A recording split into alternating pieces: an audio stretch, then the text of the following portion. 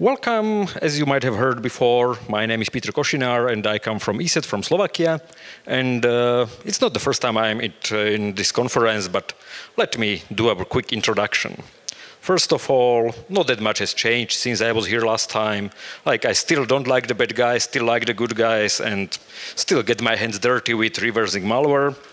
I try to learn from my own mistakes and everybody else's mistakes as well. And as you might have seen shortly before, I wasn't wearing a suit, now I am, and I still hate it. So let's get to the more interesting topics.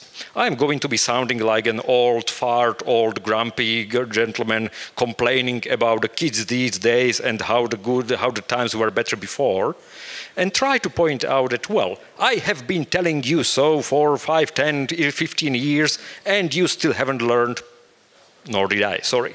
So, let's go with it. Hanlon's razor, what is that? That's actually a statement which can explain a lot that is happening these days, and a lot that has been happening in area of computer security, or rather lack thereof. You should not be attributing to malice what can be explained by stupidity.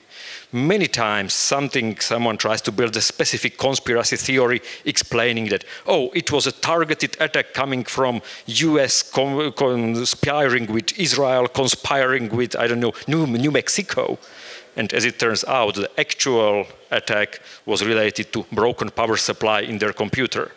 In other cases, you should not be really expecting something to be done intentionally when it could have very well been left over by someone who just didn't think or understand the concept of security. We will get to a few examples later.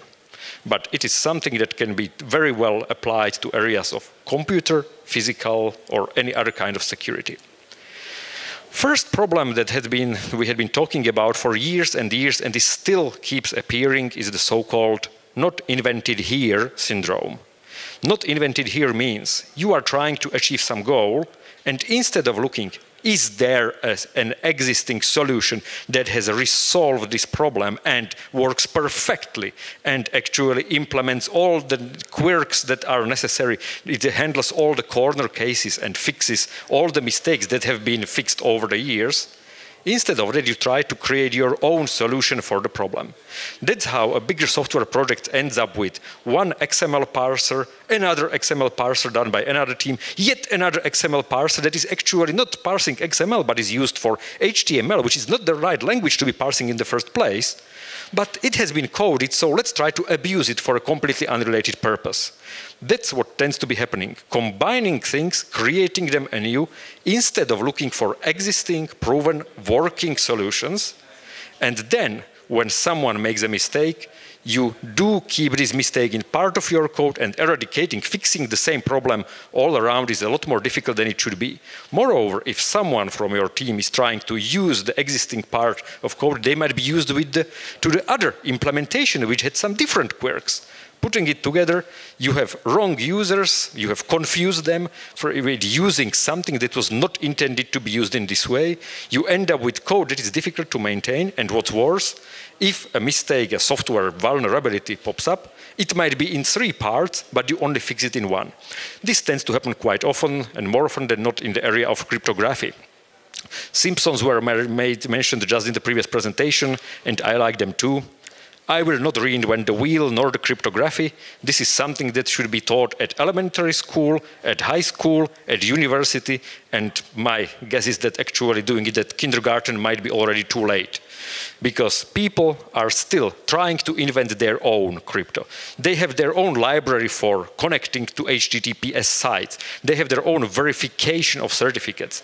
Sometimes it doesn't handle OCSP stapling. Sometimes it doesn't handle this. Sometimes it actually doesn't check anything.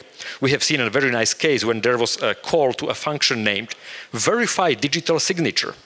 Very good. You verify the digital signature. That's what you should be doing. When you are processing some content, you should verify whether it is signed. The only problem is it has made the call, but didn't care about the result. Which means, yes, verification has been done, but I don't care whether it is signed or not. Which means it was slower, didn't achieve anything, but had made the impression that we are doing the security right. And that's not us. That was someone else's code, but unfortunately not someone like some high school coder's program.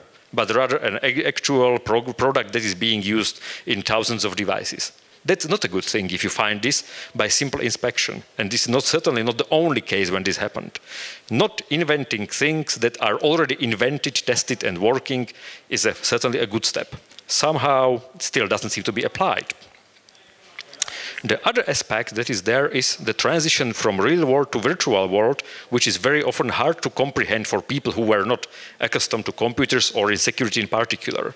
I think it was 4 years ago when I was at this conference and was showing this picture. This picture demonstrates how the cyber criminals have been actually the cyber equivalent of the real criminals. Now that I have provided this analogy, it means the problem is fully solved. Everybody understands the cybersecurity because they understand this single picture. But understanding this single picture actually tells you nothing about how systems work. They just think they understand because they have read and heard and understood a broken analogy. It's not the same guy. He doesn't operate the same way. In digital world, you can make perfect copies. You do not leave fingerprints. There are many other things that are difficult to comprehend for those who are trying to apply understanding from real world, from the physical world, to the digital one. And as a result, this misunderstanding is often a source of problems. They think that something should not be possible. Like stealing data would mean that you would no longer have the original, but rather stealing data in the digital world means someone makes a perfect copy. You still think you have everything, but so do they. I don't think I need to explain this to anybody here, but we need to explain this to those who are not here, because they don't seem to be realizing this way too often. There is a lot of quite high level of trust into this came from the computer, therefore it is correct. I have seen it when interacting with some government offices where you fill a paperwork, and since it was printed from a computer, it must be right because the computer said so. Well, everybody knows this is not the case, except for those who are actually trusting it. And unfortunately, we can be honest, they are the majority. They are not the minority, some small group of weird people living in wooden cottages or in caves. And they are the majority who are working with the data. In the good old days, the worst thing that could happen was actually getting the prompt that is up there, the one that tells you, we use cookies, click OK. So what we did was to click OK. This was a good idea to notify the user they might be tracked. What is that? Oh gosh, another prompt, another cookies. Yeah, let's click. That's okay, I don't care. That cookie monster, that one didn't pop up on any website, but it would be great. Possibly that one might actually bring it to their attention of the users what they are doing. They are randomly clicking something that says, okay, okay, okay, I don't care, it's okay, I don't care. This goes exactly opposite to what we were trying to do. We were trying to educate people. Banks were trying to tell them, we will never be asking you for your personal information when we call you. Well, my experience from 2 weeks ago says something slightly different. Because when they called me from a number I didn't recognize from another town in Slovakia, the first question was, am I speaking to Mr. Peter Kosinar? Yeah, you are. We are blah, blah, blah, this and that bank, and we would like to offer you some services. Could you please verify that this is really you? Could you please say your name? Yeah, I can, because they know my name anyway, and I said it just now so they can record it how many times they want. Can you please say your address? Uh-oh, I cannot be saying my address because you didn't prove you know it in the first place. Then I just hung the phone and then checked with the bank that whether it was really coming from them. And as it turns out, yes, it was. And it's okay, because after all, your address is public information, and they would be actually asking for the last 4 digits of your debit card and the last 4 digits of your personal ID number that is used in Slovakia, which was like, what? And you are on the same page telling me that you will never be calling and asking for personal information, and then your own helpline tells me this? Congratulations. But it just as well works with many other companies, not banks or any government institutions. You should not be randomly clicking on links that you receive in an email, except when it happens to be advertising which you should be clicking on, or whether it is a notification about privacy policy change, or it is notification about this or about that, or it was the 25th of May or 28th or 20 whatever of May, and you should be clicking because the GDPR came into the play. You should click, you should accept. But you should never be clicking on links that you receive in an email, but it's okay. When it is from us, it's okay.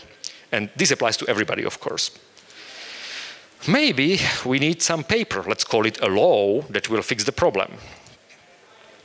I mentioned some letters like D, R, P, what's that? Are we talking about DPRK, as in the Democratic People's Republic of Korea?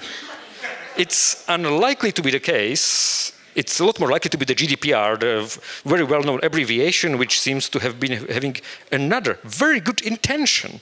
GDPR had a very good idea. Let's try to protect the privacy and to let the people get control of their data. That's great. It has all the bells and whistles and colors of the rainbow.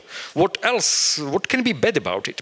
It can solve problems like this. You wouldn't anymore get like 1.4 billion of text credentials in a single file. Like, for example, my own LinkedIn password, which was a very complex one. You could find it with this very simple dictionary and reflected the quality of LinkedIn in the first place. So, this should not be happening, right? Like GDPR is now in full place, everything works, so no more credentials or personal information leaks. Oops, it's September 2018. British Airways is enjoying some small data leak of customer personal and financial data, which you probably wouldn't really like if you're a customer that happened to be interacting with their website.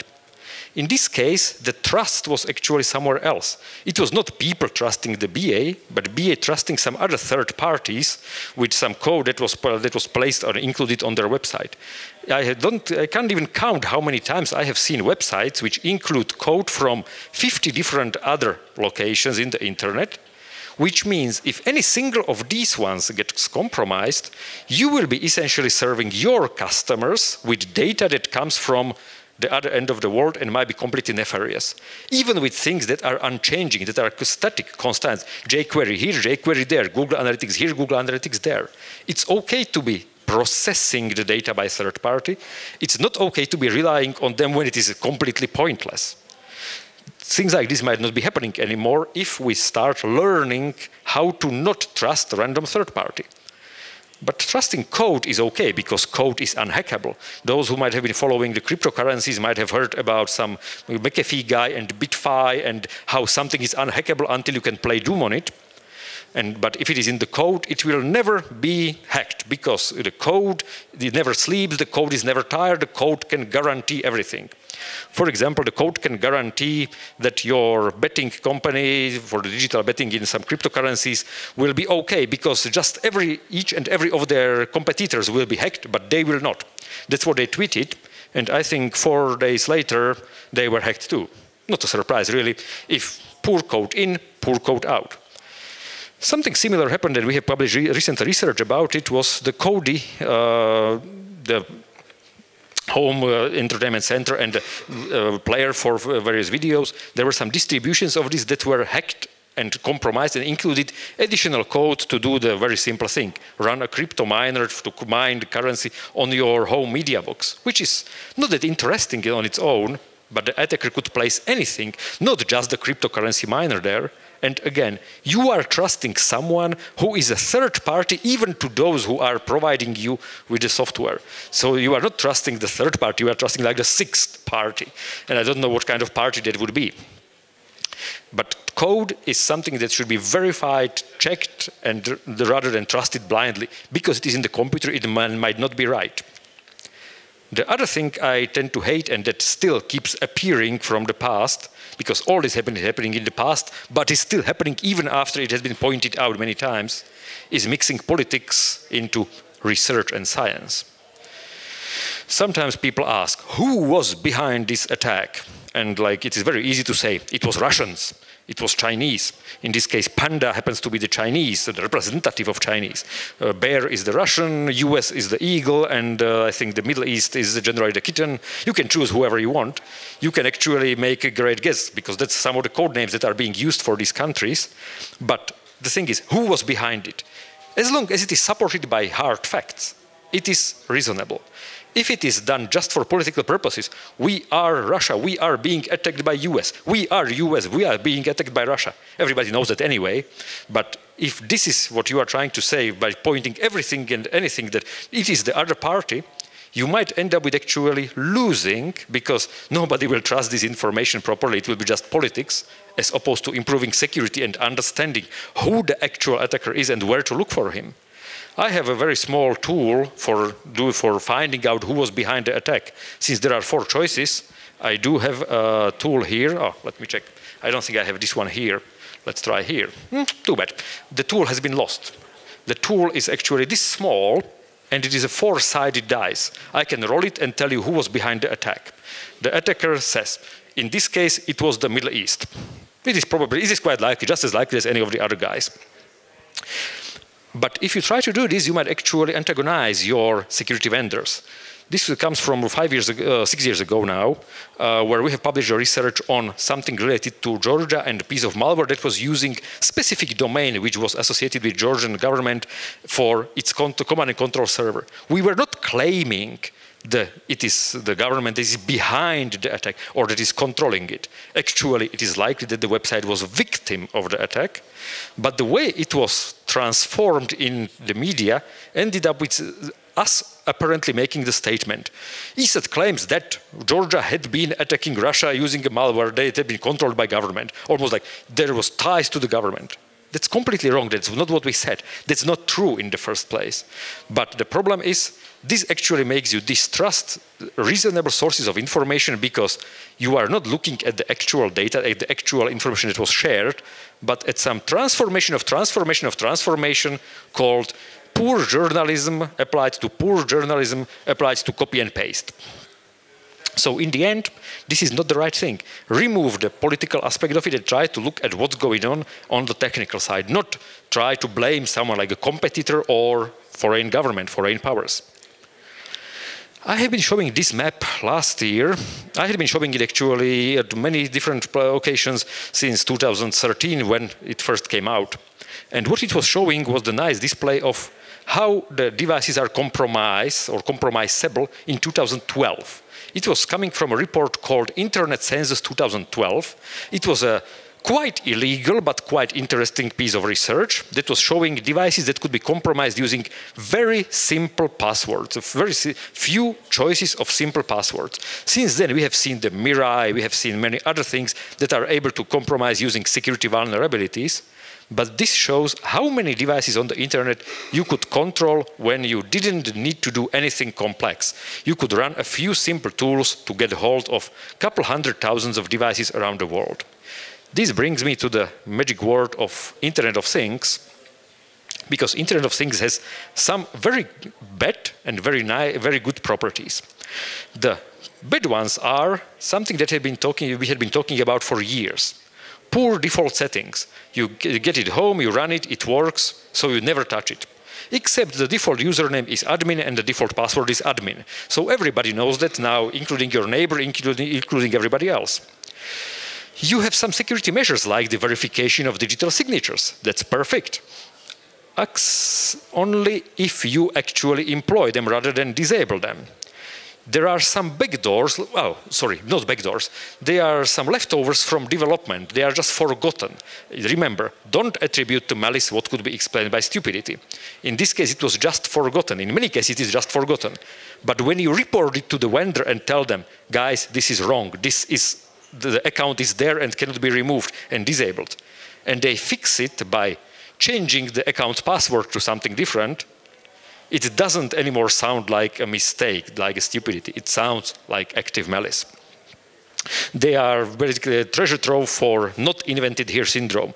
People are reinventing new things. They are creating new, very weird ways of solving a problem that didn't exist in the first place. They are trying to download something, then run it, then verify it, which is like the slightly wrong order of things.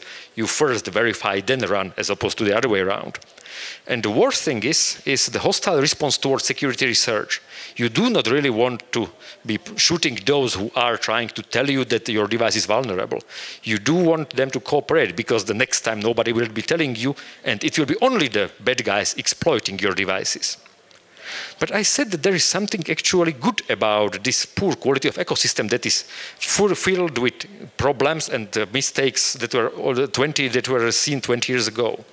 The good thing is, I said that I don't like suits, so I am wearing a shirt underneath and I'm asking a question.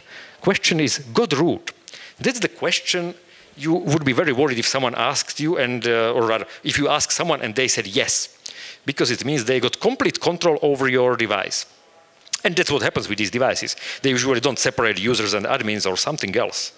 But what is more important, these devices are so buggy, they can work as a very good training and educational grounds for a new generation, because you can't really start teaching people with something that is perfectly secure. It is like very high level of security.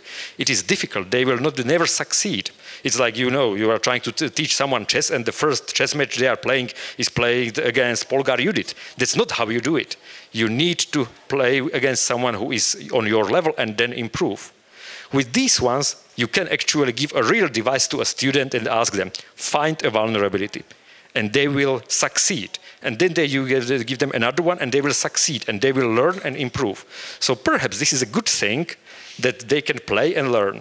Except this good thing should be in school for playing or at home for playing, not in production in billions of devices. Thank you very much. And I end with the question, when are we going to learn again? Is it another 20 years? Thank you.